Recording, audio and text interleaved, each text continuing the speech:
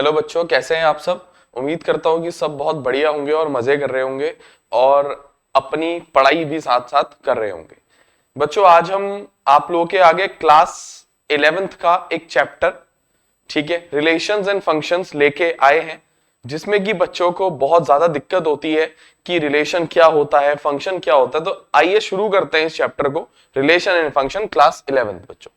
ठीक है, ये आपको बच्चों 11th में, जेई में, एनडीए में, सीयूईटी एग्जाम में हर जगह मदद करेगा।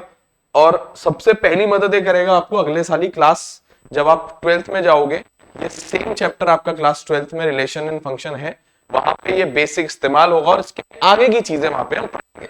या हम रिलेशन क्या होता है, फंक्शन क्या होता है पढ़ते हैं। क्लास 12 टाइप्स ऑफ रिलेशन और टाइप्स ऑफ फंक्शन पढ़ते हैं बच्चों, ठीक है ना। तो आइए बच्चों शुरुआत करते हैं इस चैप्टर की कि रिलेशंस क्या होते हैं। मैंने कहा रिलेशन क्या होते हैं, समझने से पहले मुझे एक चीज समझनी बहुत जरूरी है, जिसको कहते हैं बच्चों ऑर्डर्ड पेयर्स। ठीक है, ऑर्डर्ड पेयर का मतलब समझते हैं, ऑर्डर्ड पेयर को समझते हैं क्या होता है।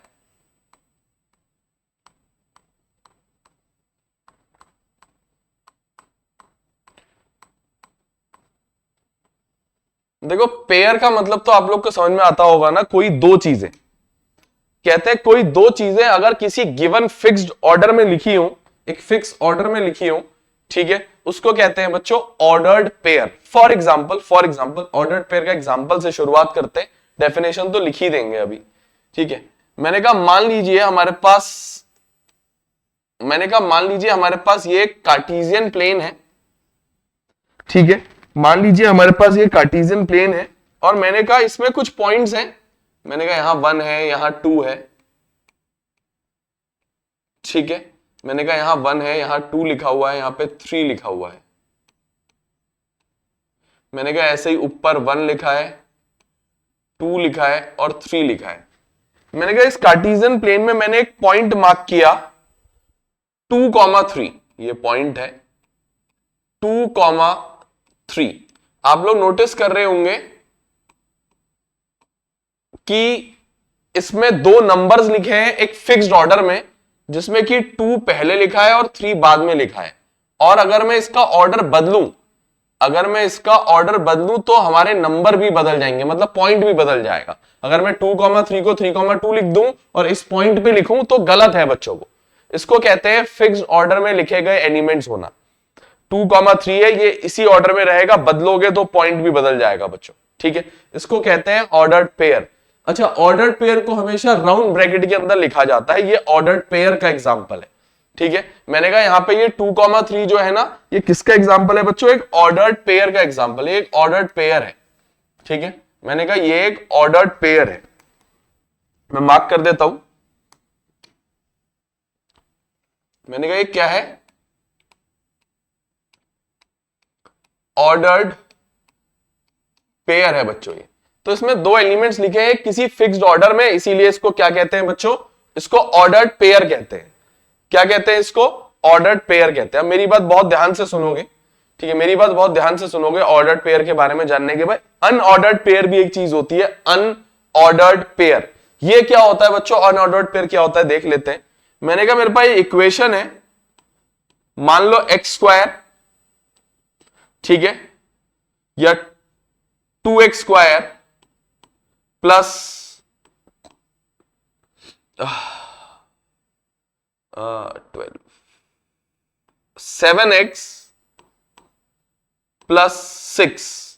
ठीक है, मेरे पास ये एक क्वाड्रेटिक इक्वेशन है बच्चों, मैंने बनाई है खुद से, 2x² प्लस 7x प्लस 6।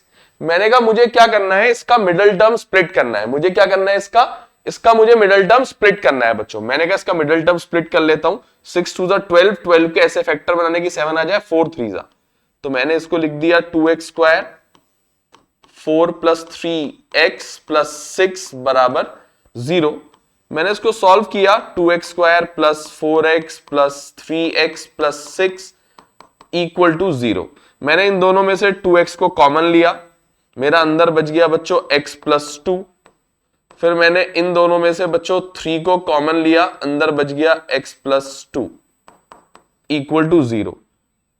मैंने कहा 2x प्लस 3 एक फैक्टर आ गया, और x प्लस 2 एक फैक्टर आ गया इक्वल टू 0। मैंने क्या किया, एक बार 2x प्लस 3 को 0 लिया तो इससे 2x की वैल्यू -3 आई, x की वैल्यू -3/2 आ गई।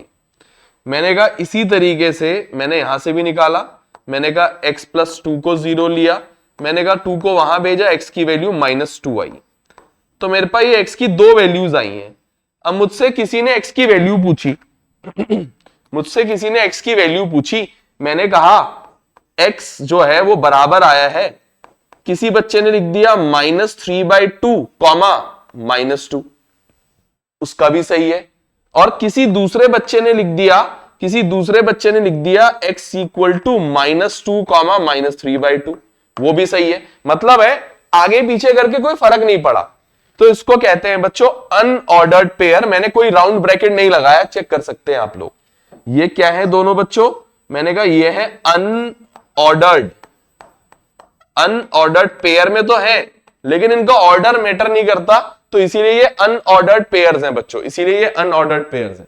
तो मैंने कहा ऑर्डर्ड पेयर्स क्या होते हैं बच्चों, मैंने कहा दो एलिमेंट्स होते हैं,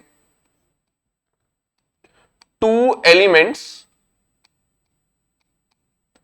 written in a given fixed order. जैसे लिखा है वैसे ही रहने देना होता है उसको, written in a given fixed order. अच्छा एक और शर्त होती है यहां पे, क्योंकि हम रिलेशन फंक्शन की बात कर रहे हैं, ठीक है। जिस बच्चे को बच्चों सेट थ्योरी नाम का चैप्टर, इसका पिछला चैप्टर है सेट्स, वो नहीं आता तो उसको रिलेशन फंक्शन में नहीं आएगा। पहले बच्चों सेट सीखोगे फिर जाके इस वीडियो को देखोगे बच्चों, ठीक है। तो मैंने कहा 2 elements written in a given fixed order such that मैंने कहा पहले तो मैं ये बताऊं ऑर्डर्ड पेयर कैसे होते हैं। मैंने कहा x, y ऐसे करके पेयर होते हैं।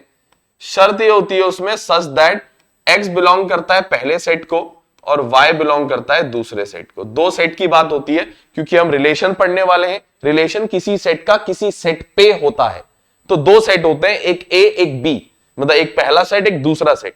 तो इसमें रिलेशन अगर पढ़ना है तो उसमें ऑर्डर्ड पेयर्स होंगे बच्चों, जो कि ऑर्डर्ड पेयर जो होते हैं, पहला एलिमेंट जो है ऑर्डर्ड पेयर का, जैसे x है और y है, ये एक ऑर्डर्ड पेयर है, इसमें दो एलिमेंट्स है, पहला एलिमेंट x है, दूसरा एलिमेंट y है, ठीक है। मैंने कहा पहला एलिमेंट पहले सेट को बिलोंग करना चाहिए, दूसरा एलिमेंट दूसरे सेट को बिलोंग करना चाहिए, such that x belong to set A and y belongs to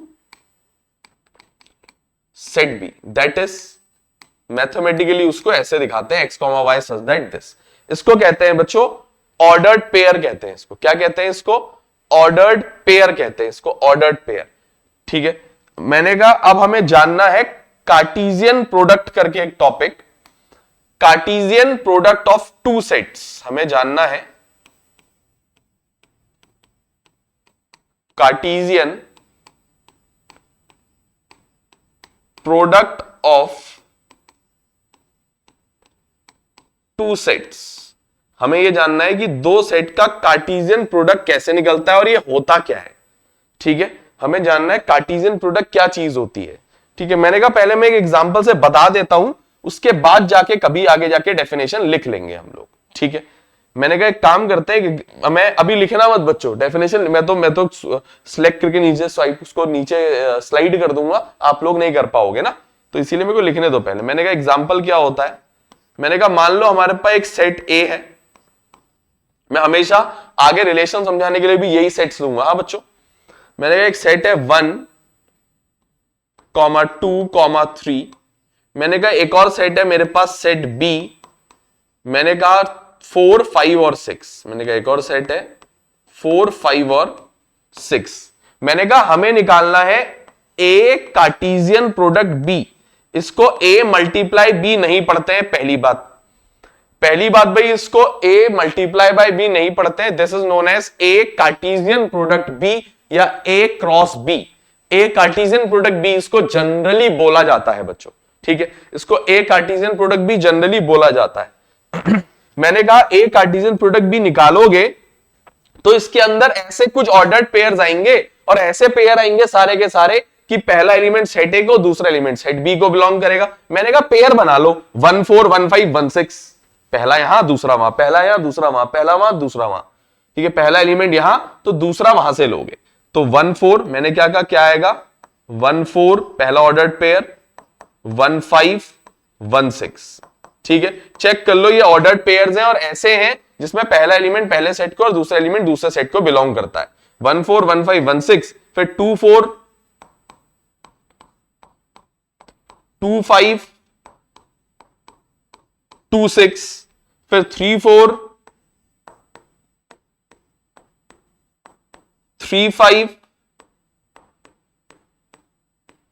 3 6, ठीक है। 1 4 1 5 1 6 2 4 2 5 2 6 3 4 3 5 3 6। मैंने कहा ये मेरे पास ऑर्डर्ड पेयर का सेट आया है, एक ऑर्डर्ड पेयर्स का मेरे पास एक सेट आया है जिसमें सारे ऑर्डर्ड पेयर्स आ गए हैं। ऐसे ऑर्डर्ड पेयर जिसमें सेट ए का पहला एलिमेंट सेट ए का, दूसरा एलिमेंट सेट बी का, इसको कहते हैं बच्चों Cartesian product of two sets. मैंने कहा क्या डेफिनेशन होती है, ठीक है। मैंने कहा डेफिनेशन लिख देंगे, ठीक है ना। मैंने कहा लेट कर लो ए और बी दो सेट्स है। मैंने कहा let A and B be two non empty, खाली नहीं होने चाहिए बच्चों। क्यों नहीं होने चाहिए अभी आगे बात करेंगे। Let A and B be two non empty sets, comma then A Cartesian product B, then A Cartesian product B, A and B be two non-empty sets, then A Cartesian product B, bracket में लिखते उसको है A Cartesian product B को ऐसे, ये उन elements का या उन ऑर्डर्ड पेयर्स का सेट होता है, is the set of all the ordered pairs, is the set of all the ordered pairs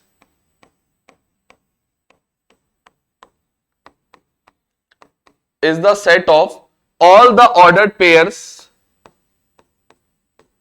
such that is the set of all the ordered pairs such that सारे ordered pairs का such that x belong to set A and y belong to set B। ये तो definition हो गई, ठीक है। मैंने कहा दैट इज मैथमेटिकली इसको कैसे लिखते हैं बच्चों, मैंने कहा मैथमेटिकली इसको कैसे लिखते हैं वो भी देख लो। दैट इज मैंने कहा A Cartesian product B equal to, मैंने कहा इसके अंदर x, y ऑर्डर्ड पेयर्स आते हैं सच दैट, ये सेट होता है ऑर्डर्ड पेयर्स का। देखो ऑर्डर्ड पेयर में मैंने लिखा यही होगा, x, y such that x belong to set A and y belong to set B, लिखा वही है, बस फर्क ये है यहाँ पे मैंने कर्ली ब्रेसेस लगा दिए दोनों साइड, मतलब ये एक सेट होता है सारे ऑर्डर्ड पेयर्स का x, y such that जितने भी x A को बिलोंग करते हैं, y एक B को बिलोंग करते हैं, ऐसे ऑर्डर्ड पेयर्स के अंदर आते हैं। जैसा कि तुमने नीचे एग्जाम्पल में देखा है, नीचे एक बहुत अच्छा एग्जाम्पल दिया गया, अगर सेट A ये है और सेट B ये है तो A कार्टेशियन प्रोडक्ट B, 1 देखो सेट A को बिलोंग करता है, 4 सेट B को, 1 देखो सेट A को, 5 जो है सेट B को, 1 देखो सेट A को, 6 जो है सेट B को, ऐसे चेक करते जाओ, हर जगह इसको सेटिस्फाई कर रहा होगा, ठीक है। उम्मीद करते हैं कि बच्चों बात क्लियर होगी। और जो ये साइड में बताया है बच्चों, ये एक्स्ट्रा बात हमने तुम्हें बताई है यही कि ऑर्डर्ड पेयर्स और अनऑर्डर्ड पेयर्स के कुछ एग्जांपल्स दिए हैं बच्चों, ठीक है ना। ऑर्डर्ड पेयर और अनऑर्डर्ड पेयर के कुछ एग्जांपल्स दिए हैं, ये भी तुम लोग साइड में नोट कर लोगे, तुम्हें याद रहने के लिए इजी रहेगा। तो बच्चों please pause the video to note it down, pause the video to note it down बच्चों,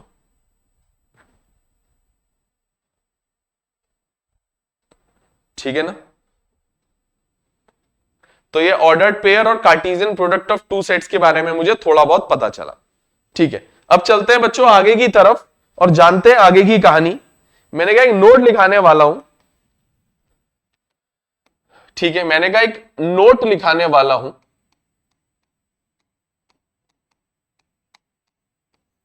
मैंने कहा A Cartesian product B equal to empty set, मतलब फाई समझते हो ना बच्चों।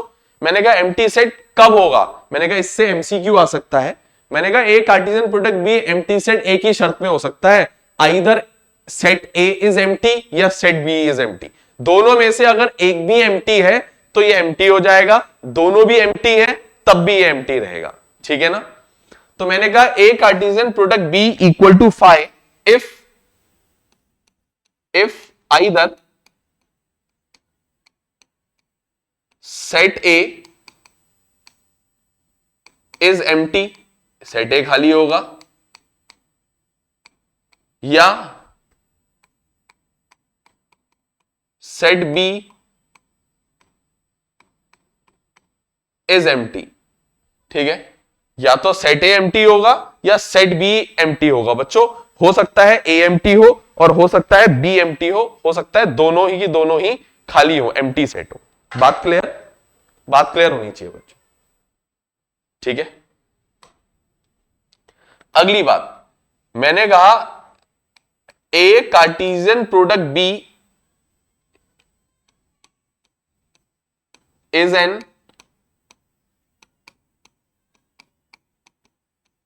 Infinite set. ये इनफाइनाइट आएगा बच्चों, ए कार्टेशियन प्रोडक्ट बी क्या आएगा? इनफाइनाइट आएगा। कब आएगा बच्चों? अगर दोनों में से कोई एक इनफाइनाइट होगा। If set A is infinite और सेट बी इज इनफाइनाइट। दोनों में से कोई एक सेट अगर इनफाइनाइट है तो होगा इनफाइनाइट वो भी। कैसे? फॉर एग्जाम्पल, मैंने कहा सुनो बात ध्यान से, एग्जाम्पल से समझेंगे बच्चों बात। मैंने कहा मान लो, दोनों पॉइंट को एग्जाम्पल से समझते हैं। मान लो मुझे सेट ए दे रखा है। ठीक है? मेरे को सेट ए दे रखा है बच्चों 1, 2, 3 और सेट बी दे रखा है 5, बस उसमें कुछ नहीं है। मैंने कहा तो ए कार्टेशियन प्रोडक्ट बी करूंगा ना बच्चों, तो 1 का ऑर्डर्ड पेयर सेट बी के साथ लूंगा, सेट बी में तो कुछ है ही नहीं, तो मैंने कहा इसके अंदर कुछ नहीं आएगा ए कार्टेशियन प्रोडक्ट बी के अंदर। पहली बात, दोनों में से कोई भी एक सेट एम्प्टी है तो ए कार्टेशियन प्रोडक्ट भी एम्प्टी होता है, ऐसा मैंने ऊपर बोला था। ठीक हो गया? उम्मीद करते हैं कि आप लोगों को यह बात, इतनी सी बात क्लियर होनी चाहिए। ठीक है? मैं एग्जाम्पल भी लिख देता हूं इसीलिए, ताकि आप लोग को दिक्कत ना हो। ठीक है? ये मेरा पहला पॉइंट था बच्चों। ठीक है? ये मेरा पहला पॉइंट था। मैंने कहा मेरा दूसरा पॉइंट सुनोगे सारे बच्चे। मैंने कहा मेरा दूसरा पॉइंट है, अगर दोनों में से कोई भी सेट इनफाइनाइट है तो ए कार्टेशियन प्रोडक्ट बी भी इनफाइनाइट होगा। इनफाइनाइट मतलब उसके अंदर एलिमेंट्स कितने आएंगे मुझे नहीं पता।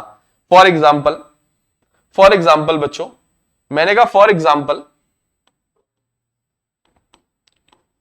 सेट ए में एलिमेंट्स हैं 1, 2, 3, डैश डैश डैश, चलते जा रहे हैं, इनफाइनाइट एलिमेंट्स हैं मतलब। और मैंने कहा सेट बी में एलिमेंट्स हैं, मैंने कहा मान लो ए, बी।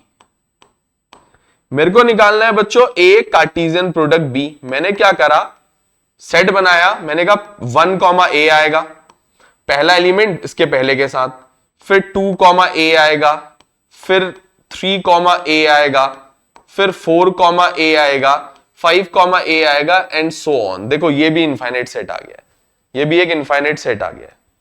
ठीक है?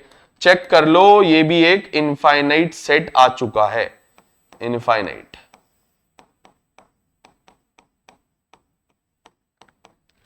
ठीक हो गया। अगला सवाल आता है, अगर तुम्हारे पास सेट ए है जिसमें कि 3 एलिमेंट्स है, सेट बी है जिसमें कि 3 एलिमेंट्स हैं, तो ए कार्टेशियन प्रोडक्ट बी में कितने एलिमेंट होंगे क्या पहले से पता चल सकता है? जिसको कहते हैं number of elements in A Cartesian product B, या कुछ लोग cardinal number of A Cartesian product B भी कहते हैं। सेट चैप्टर में पढ़ा होगा, कार्डिनल नंबर एक शब्द होता है, सेट के अंदर कितने एलिमेंट्स हैं गिनो, उसको उसका कार्डिनल नंबर कहते हैं। मैंने कहा यहाँ पे ए कार्टेशियन प्रोडक्ट बी में 9 एलिमेंट्स होंगे, गिन लो 1, 2, 3, 4, 5, 6, 7, 8, 9। कैसे पता? Number of element in set A और number of element in set B को आपस में मल्टीप्लाई कर दिया। बात क्लियर? तो ए कार्टेशियन प्रोडक्ट बी में कितने एलिमेंट्स हैं वो इससे आ जाता है बच्चों। तो मैंने कहा मैं इससे रिलेटेड भी एक कुछ बात बता ही देता हूं आप लोगों को। मैंने कहा if number of element in set A equal to P, और number of element in set B equal to Q या एम और एन ले लेते हैं कुछ लोग, तो then number of element in A Cartesian product B बराबर होगा पी मल्टीप्लाइड बाय क्यू। तो number of element in A Cartesian product B कितना होगा? P इंटू क्यू होगा बच्चों, P इंटू क्यू। ठीक हो गया? तो इसको भी बच्चों नोट कर लो। Please pause the video to note it down. Please pause the video to note it down.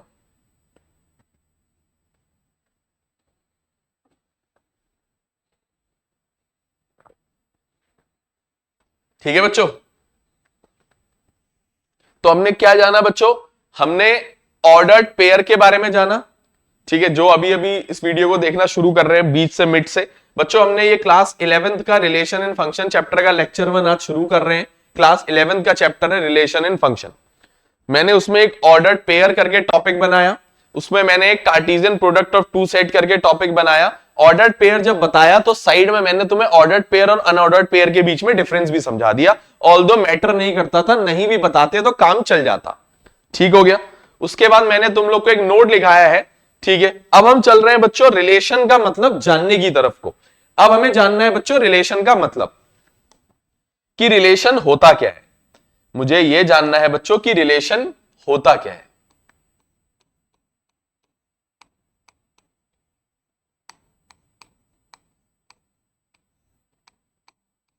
ठीक है, मैंने कहा बाद में डेफिनेशन, बाद में मैंने कहा डेफिनेशन बाद में, शुरुआत करते हैं एग्जाम्पल से। देखो ये एक पढ़ाने की टेक्निक मानी जाती है, एग्जाम्पल से समझाना। ठीक है, उससे ज्यादा जल्दी और अच्छा समझ में आता है। ठीक है बच्चों? तो एक काम करते हैं, एग्जाम्पल की मदद से इसको समझाते हैं आप लोगों को। मैंने कहा यहां देखो, मैंने कहा मान लो लेट कर लो, साइड में कर देता हूं लेट में ये बात।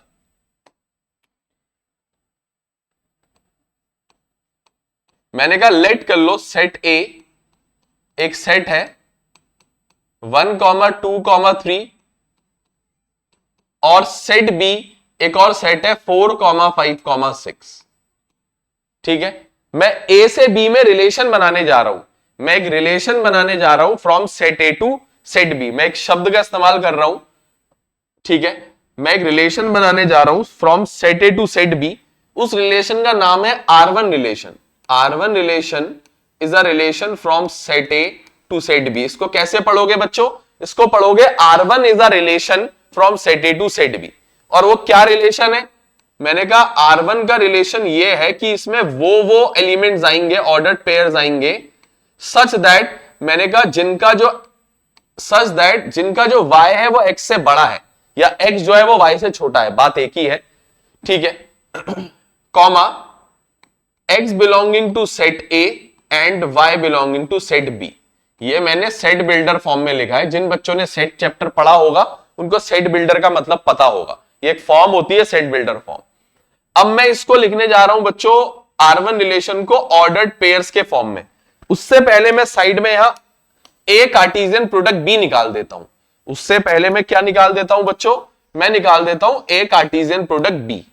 ठीक है, किसी वजह से निकाल रहा हूंगा, समझाने के लिए निकाल रहा हूंगा। ठीक है, मैंने कहा मैं ए कार्टेशियन प्रोडक्ट बी निकाल देता हूं। कैसे निकलेगा? मैंने कहा ए कार्टेशियन प्रोडक्ट बी बराबर होगा, उसमें 1, 4, 1, 5, 1, 6। मैंने कहा 1, 4, 1, 5, 1, 6। मैंने कहा 2, 4, 2, 5, 2, 6, 3, 4, 3, 5, 3, 6। मैंने कहा ये 9 ऑर्डर्ड पेयर्स उसके अंदर आएंगे। मैंने कहा एक बात बताओ, मुझे ऐसे x और y चाहिए जिसमें कि y x से बड़ा हो और x पहले सेट को बिलोंग करे और y दूसरे सेट को बिलोंग करे। इन दो सेट के लिए ऐसे एलिमेंट जिसमें x पहले सेट को बिलोंग करे और y दूसरे सेट को बिलोंग करे, क्या इससे ज्यादा एलिमेंट्स हो सकते हैं? बता सकते हो क्या? मैंने कहा इससे ज्यादा कैसे हो जाएंगे? ए कार्टेशियन प्रोडक्ट बी क्या होता है? मैंने कहा ए कार्टेशियन प्रोडक्ट बी क्या होता है? मैंने कहा ए कार्टेशियन प्रोडक्ट बी वो सारे ऑर्डर्ड पेयर्स का सेट होता है। ए कार्टेशियन प्रोडक्ट बी जो होता है वो set of all the ordered pair ऐसे जिसमें x पहले, उसमें सारे एलिमेंट्स आ जाते हैं ऐसे वाले जिसमें x पहले सेट को और y दूसरे सेट को बिलोंग करता है। मैंने कहा ये रिलेशन, मैं इसको रिलेशन बोल रहा हूं, इसको जो मैंने ये लिखा है मैं इसको रिलेशन बोल रहा हूं, लेकिन क्यों बोल रहा हूं अभी बताऊंगा। लेकिन मुझे इस रिलेशन के अंदर वो एलिमेंट लिखने हैं जो जिसका y x से छोटा, y जो है x से बड़ा हो, सॉरी, और x सेट ए को बिलोंग करे और y सेट बी को। मैंने कहा ये मुझे समझ आता है कि ये यही होगा। मैंने कहा इनमें से ही निकाल के वो एलिमेंट्स लिखूंगा जो इस कंडीशन को फुलफिल करेंगे, इस रिलेशन को फुलफिल करेंगे एक्चुअल में। मैंने कहा इनमें से किसका y बड़ा है x से, मैंने कहा सबका y x से बड़ा है। 4 is greater than 1, 5 is greater than 1, 6 is greater than 1, 4 is greater than 2, 5 is greater than 2, 6 is greater than 2, 4 is greater than 3, 5 is greater than 3, 6 is greater than 3। Sorry, ठीक है बच्चों, तो मैंने कहा यही सब कुछ यहां कॉपी हो जाएगा। मैंने कहा यही सब कुछ यहां कॉपी हो जाएगा, करना पड़ेगा मुझे, ठीक है।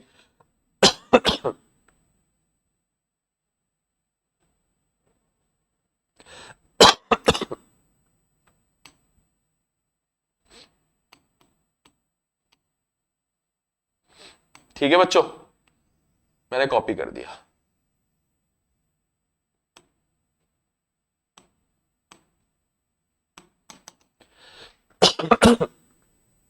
ठीक हो गया, ठीक है बच्चों, तो आप लोग के सामने मैंने कॉपी कर दिया। मैं इसको रिलेशन बोल रहा हूं, अभी क्यों बोल रहा हूं, क्या बोल रहा हूं नहीं बता रहा हूं, बस बोल रहा हूं। मैंने कहा मैंने एक और रिलेशन बनाने की कोशिश करी, R2। मैंने कहा ये तो मेरा R1 रिलेशन था, मैंने कहा मैंने एक और रिलेशन बनाने की कोशिश करी R2, वो भी बनाया सेट ए से सेट बी में। क्या पढ़ते हैं इसको, R2 is the relation from set A to set B. मैंने कहा वो रिलेशन क्या बनाया, मैंने कहा वो रिलेशन बनाया, मैंने कहा R2 एक रिलेशन है, उसमें ऑर्डर्ड पेयर्स है x, y, और x और y का क्या रिश्ता है। मैंने कहा रिश्ता यह है कि जो y है वो x में 3 जोड़ के आता है। मैंने कहा y जो है वो x में 3 जोड़ के आता है, और उसमें x जो है वो पहले सेट को बिलोंग करता है और जो y है वो दूसरे सेट को बिलोंग करता है। ठीक हो गया। मैंने कहा इसके भी ऑर्डर्ड पेयर बनाने पड़ेंगे। मैंने कहा कुछ हो ना हो ऐसे एलिमेंट जिसमें x पहले सेट को और y दूसरे सेट को बिलोंग करता है, वो सारे के सारे एलिमेंट्स ए कार्टेशियन प्रोडक्ट बी होते हैं। मैंने कहा इनमें से इस रिलेशन के अंदर वो एलिमेंट्स आएंगे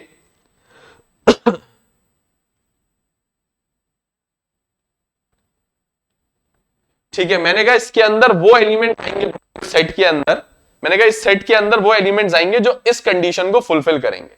मैंने कहा इस कंडीशन को जो फुलफिल करेंगे। ठीक हो गया, सुनो बात को। मैंने कहा जो R2 है, R2 मैंने कहा उसमें इनमें से वो एलिमेंट्स आएंगे जो उसको फुलफिल करेंगे।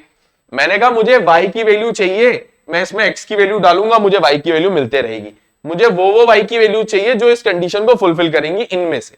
मैंने कहा कुछ मत करो, y की वैल्यू डालो, मैंने कहा सॉरी x की वैल्यू डालो। मैंने कहा x किसको बिलोंग करना चाहिए, सेट ए को। सेट ए को कौन बिलोंग करता है, मैंने कहा सेट ए को 1 2 3। मैंने कहा सबसे पहले इसके अंदर x को 1 डालो, y 4 मिलेगा।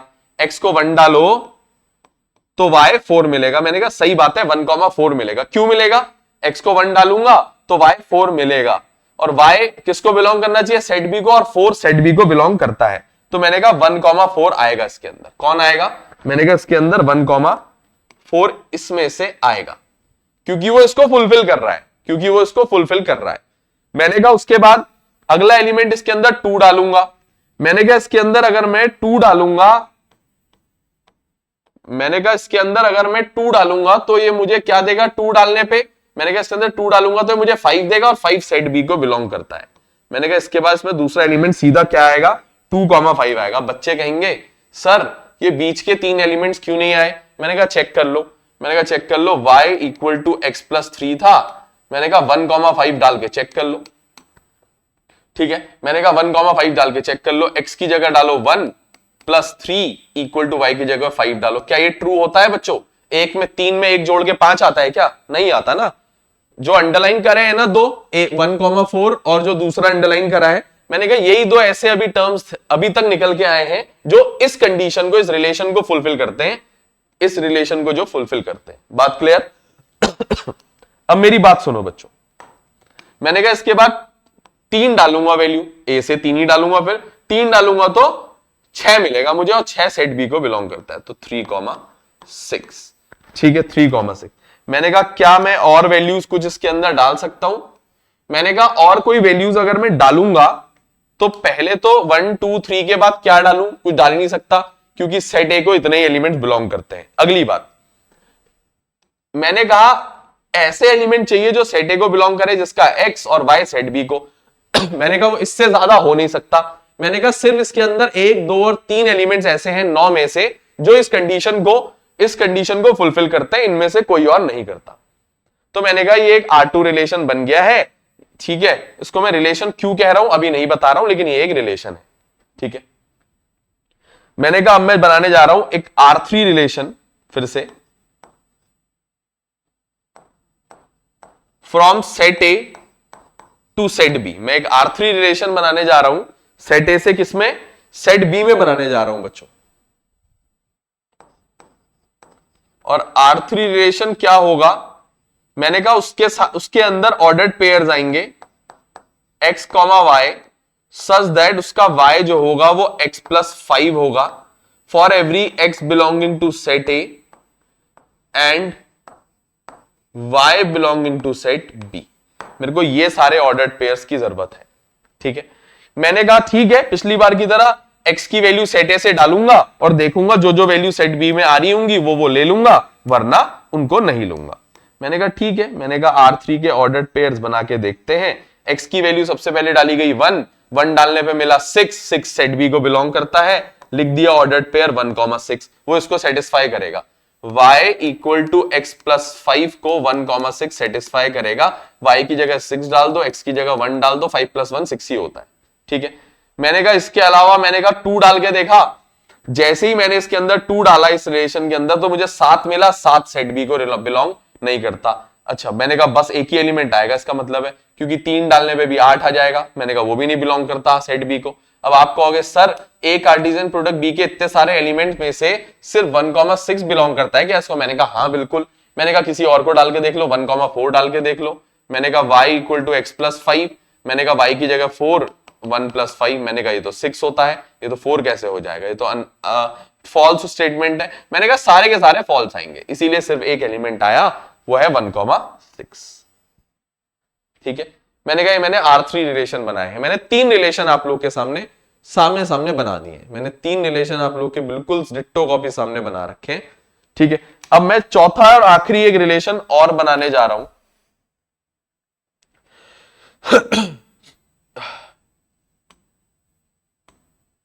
मैं एक अब चौथा और आखिरी एक रिलेशन और यहां पे बनाने जा रहा हूं बच्चों।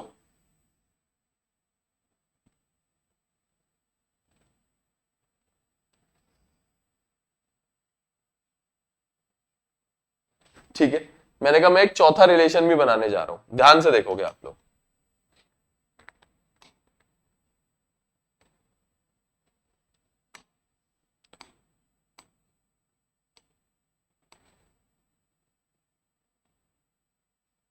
ठीक है, ये इनको डिफरेंशिएट करने के लिए मैंने लाइंस खींची हैं खाली, ये मत सोचना लाइन क्यों खींच दी है।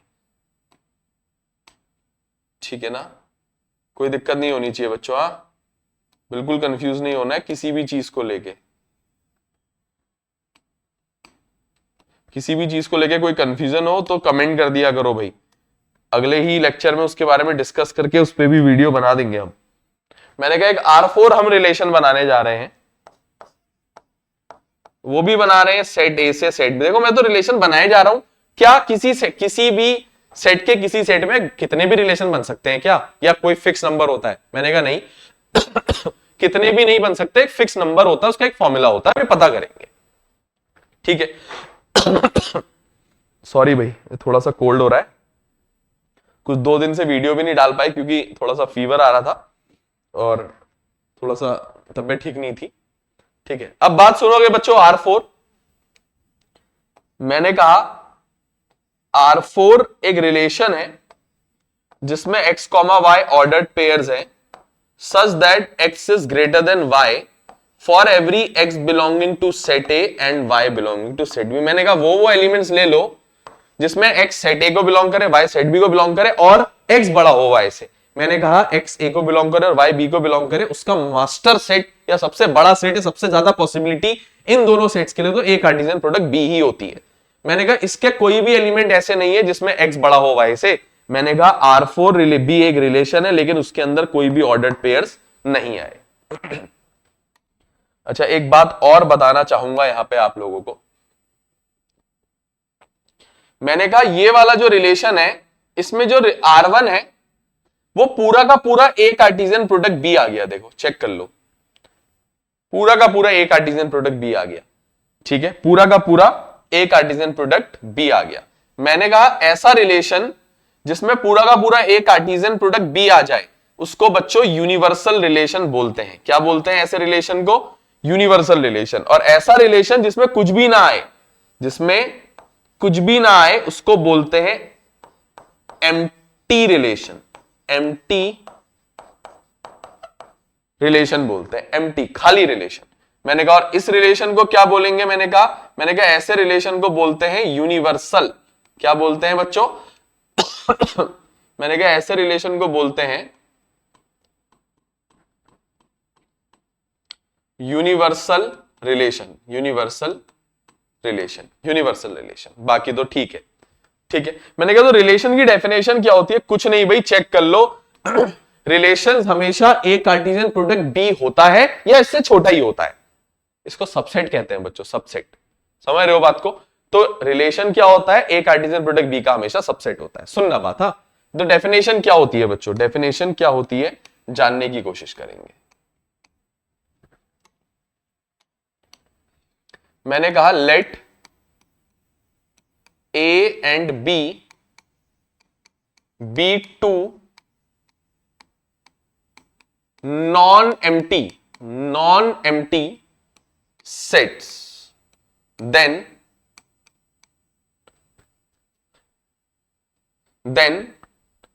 मैंने कहा एक रिलेशन सेट ए से सेट बी में तब कहलाता है कोई सेट, ठीक है, मैंने कहा तब कहलाता है जब वो ए कार्टेशियन प्रोडक्ट बी का सबसेट होगा।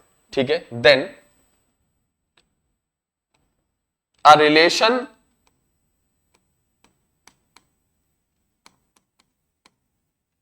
From set A to set B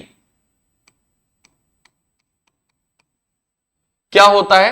then a relation from set A to set B is the subset of Cartesian product of A and B. ठीक है ना? ए क्रॉस बी का Cartesian product का मतलब A Cartesian product B का subset होता है। Subset of A Cartesian product B. A Cartesian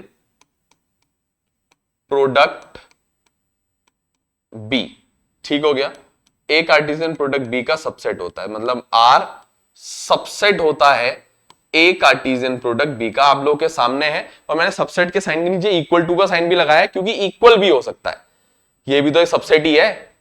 every set is a subset of itself, empty set is a subset of every set. ये तो तुमने पिछले चैप्टर में पढ़ा ही है, ठीक है ना? इसको कहते हैं बच्चों रिलेशन। मैंने कहा क्या कोई नंबर ऑफ रिलेशंस का फॉर्मूला होता है? मैंने कहा हाँ। बच्चों कहते हैं कि क्या नंबर ऑफ रिलेशन का कोई फॉर्मूला होता है? मैंने कहा हाँ बिल्कुल होता है, बनाना पड़ेगा लेकिन।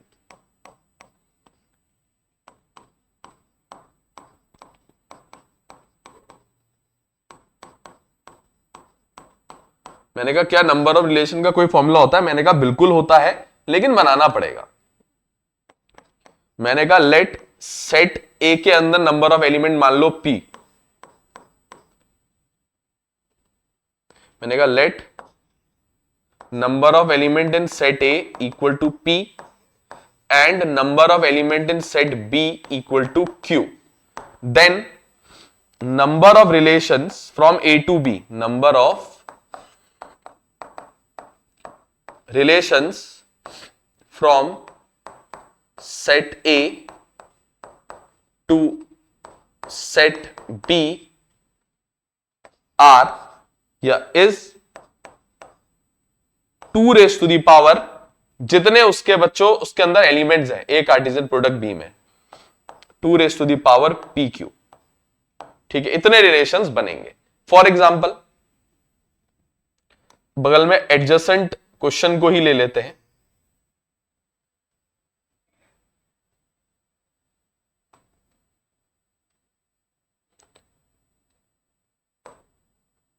मैंने कहा बगल वाले क्वेश्चन को ही ले लेते हैं। मैंने कहा बगल वाले जो हमारा हिस्सा है इसके अंदर सेट ए में कितने एलिमेंट्स है चेक कर लो, 3। सेट बी में कितने हैं, 3। तो मैंने कहा इसके जो सबसेट बनेंगे 2⁻³ इंटू 3 2⁻⁹ मैंने कहा रिलेशन बनेंगे, और मैंने सिर्फ कितने बनाए हैं, 4 बनाए थे बगल में। ठीक है मैंने कहा ये सब रिलेशन क्यों थे, क्योंकि R1 ए कार्टेशियन प्रोडक्ट बी का सबसेट है तो ये रिलेशन है, R2 भी ए कार्टेशियन प्रोडक्ट बी का सबसेट है तो ये रिलेशन है, R3 भी उसका सबसेट है तो रिलेशन है, R4 भी उसका सबसेट है तो रिलेशन है। तो रिलेशन क्या होता है ये जान लिया। कुछ नहीं होता बच्चों, कोई सेट ए से सेट बी में रिलेशन तब एग्जिस्ट करता है जब वो ए कार्टेशियन प्रोडक्ट बी का सबसेट होगा, वो सेट उसका सबसेट होगा तब। ठीक है, तो please pause the video to note it down, please pause the video to note it down. ठीक है बच्चों, ठीक है ना, कोई दिक्कत तो नहीं है किसी को, कोई समस्या है तो बता सकते हो भाई। ठीक है, कमेंट कर दो, हमारी YouTube में मेल आईडी मिल जाएगी, मेल कर दो, जिस तरीके की कोई दिक्कत हो।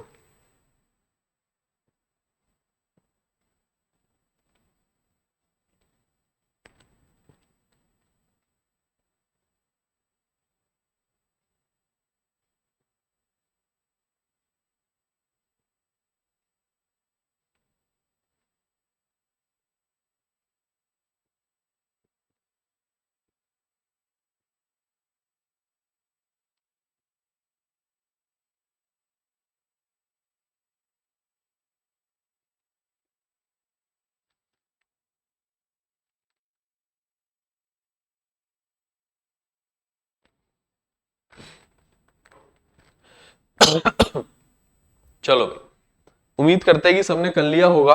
अब एक काम करते हैं ना बच्चों, अब एक काम करते हैं, मैं तुम्हें एक बात बताता हूं यहां पे। ठीक है, मैं तुम्हें बात बताता हूं, मेरे को यही सेट्स की जरूरत भी पड़ेगी, तो इसीलिए मैं इसी पेज पे वापस आ गया और बाकी सब इरेज कर दे रहा हूं। ठीक है, बाकी सब मेरे इस वक्त किसी काम का नहीं है। ठीक है ना, बाकी सब मेरे किसी काम का नहीं है। बाकी ज्ञान तो बच्चों जितना मिल जाए उतना अच्छा लपेट लिया करो, अच्छी बातें ही बताएंगे कभी भी। मैंने कहा अब हम बनाने जा रहे हैं तुम्हें कुछ बातों के बारे में। वो बातें हैं बच्चों डोमेन,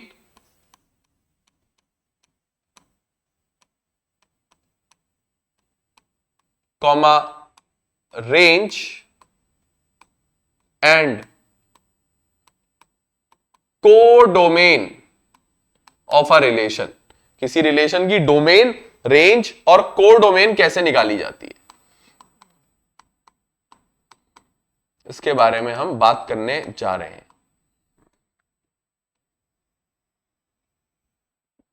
ठीक है, इसको समझाएंगे बच्चों अब आप लोगों को। मैंने कहा सबसे पहली बात हम लोग करने वाले हैं डोमेन के बारे में। मैंने कहा डोमेन कुछ नहीं होती है, ये जो ऑर्डर्ड पेयर्स होते हैं ना, जितने भी रिलेशन को बिलोंग करते हैं, इनके ऑर्डर्ड पेयर्स के पहले पहले एलिमेंट्स के सेट को डोमेन कहते हैं। द सेट ऑफ, मैं समझाऊंगा अभी एग्जांपल से, the set of all the first elements of a relation, for example, मैंने कहा फॉर एग्जाम्पल, बगल से देखेंगे, बगल वाले उससे। मैंने कहा एग्जाम्पल, मैंने कहा डोमेन ऑफ, अगर R1 देखें,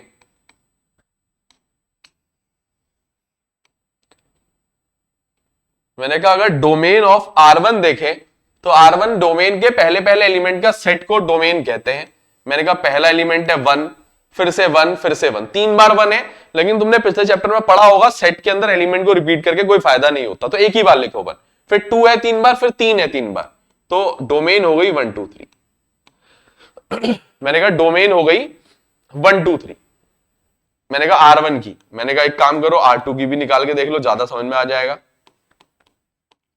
मैंने कहा R2 की डोमेन हो गई पहले पहले एलिमेंट का सेट 1 2 3, इसकी भी 1 2 3। मैंने कहा डोमेन निकालो R3 की, मैंने कहा डोमेन निकालो R3 की। मैंने कहा R3 में पहले पहले एलिमेंट का सेट एक ही तो ऑर्डर्ड पेयर, उसका पहला एलिमेंट 1 है, तो उसकी डोमेन सिर्फ 1 हो गई। मैंने कहा डोमेन निकाल लो R4 की।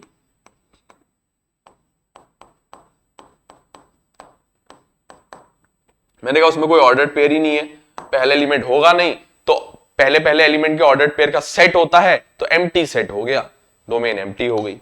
तो मैंने कहा मैथमेटिकली इसको कैसे लिखा जाएगा डोमेन को। मैंने कहा दैट इज, मैंने कहा डोमेन जो होता है वो सारे के सारे एक्स का सेट होता है, एक्स सच दैट जितने भी एक्स कॉमा वाई रिलेशन को बिलोंग करते हैं उतने सारे एक्स का सेट को डोमेन कहते हैं। ठीक है, मैंने कहा उतने सारे एक्स के सेट को डोमेन कहते हैं।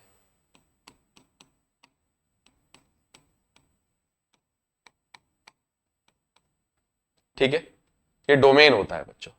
तो मैंने एग्जाम्पल भी लिखा है साथ में।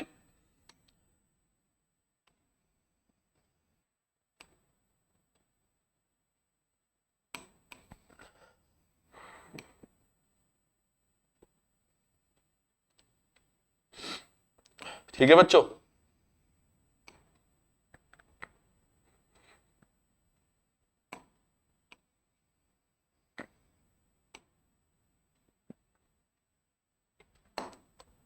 थोड़ी जगह बना रहे हैं भाई बात के लिए।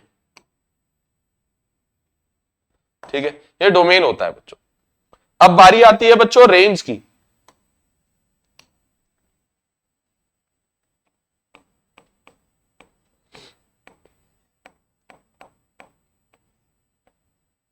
ठीक है बच्चों, रेंज होती है दूसरे दूसरे एलिमेंट का सेट।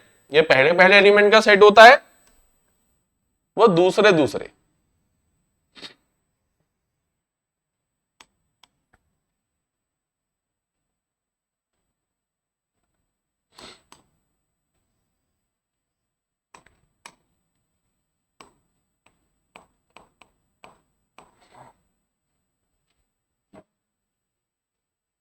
ठीक है बच्चों, फॉर एग्जाम्पल, मैंने कहा फॉर एग्जाम्पल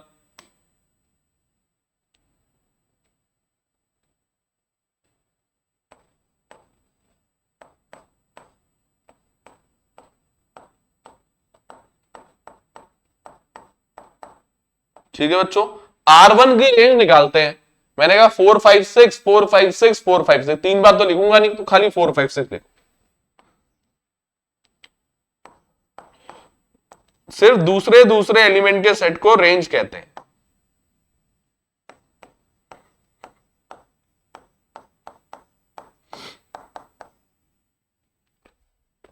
मैंने कहा R2 का देखता हूं, मैंने कहा 4 5 और 6, इसमें भी 4 5 6 दूसरे दूसरे एलिमेंट का सेट।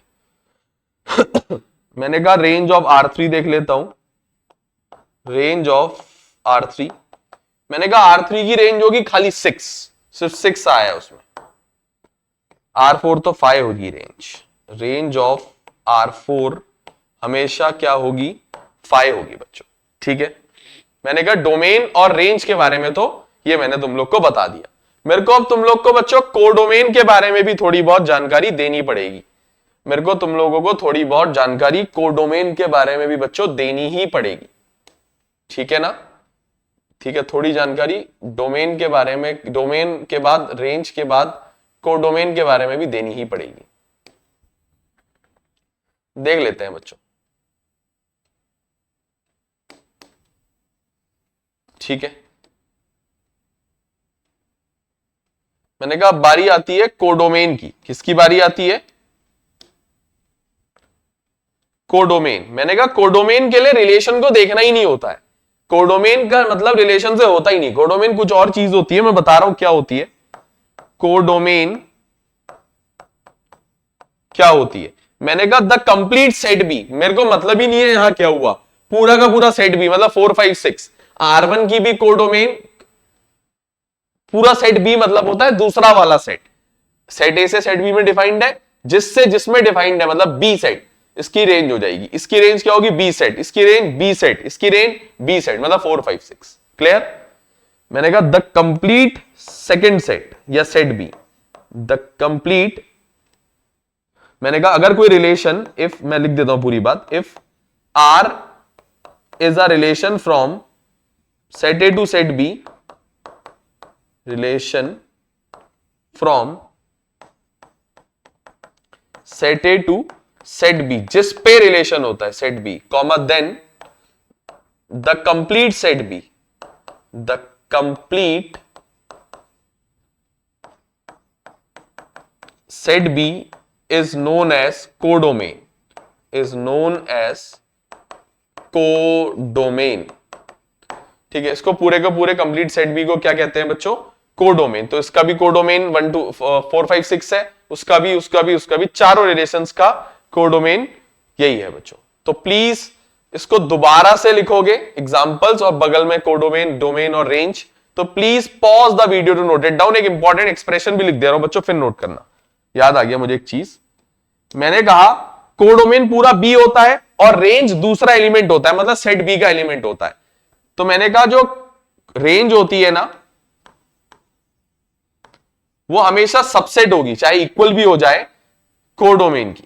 ये एक्सप्रेशन होता है कि रेंज कोडोमेन की सबसेट होती है। बात क्लियर? अच्छा, यूनिवर्सल रिलेशन और एम्प्टी रिलेशन को कुछ लोग ट्राइवियल रिलेशन भी कहते हैं। मैं ये बात भी लिख देता हूं। चलो मैं कहीं पे सेटल एडजस्ट कुछ भी करके एक बात कहीं पे एडजस्ट कर देता हूं बच्चों किसी तरीके से, क्योंकि बहुत जरूरी बात है ये भी। ठीक है, मजाक में लेने वाली बात ये नहीं है, इंपॉर्टेंट बात है क्योंकि, तो मैं कहीं पे इसको लिख देता हूं बच्चों। ठीक है, मैंने कहा ये बात भी मैं कहीं लिख देता हूं। मैंने कहा यूनिवर्सल रिलेशन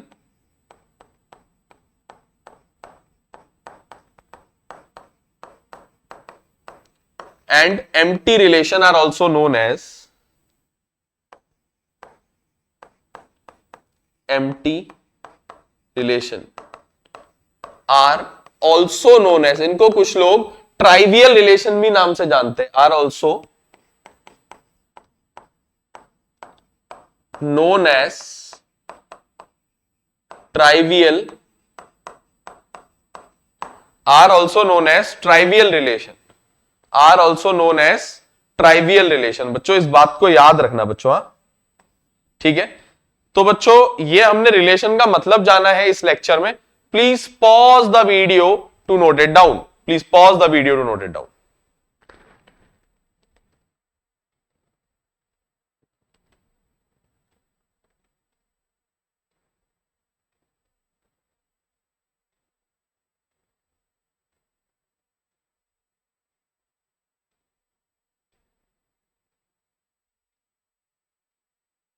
ठीक है बच्चों, उम्मीद करते हैं कि आप लोगों ने सब कुछ नोट कर लिया होगा।